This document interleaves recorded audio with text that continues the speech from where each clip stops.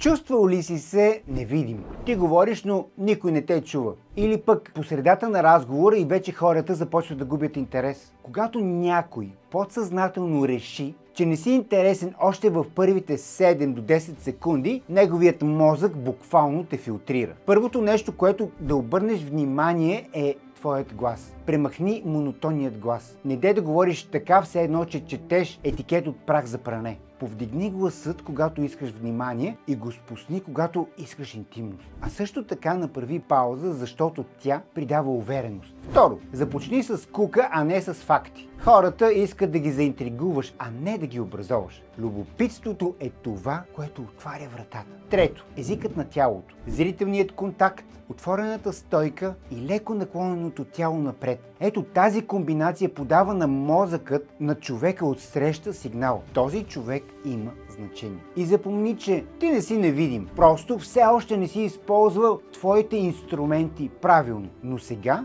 вече знаеш как. Ако искаш да промениш мисленето си, последвай ме.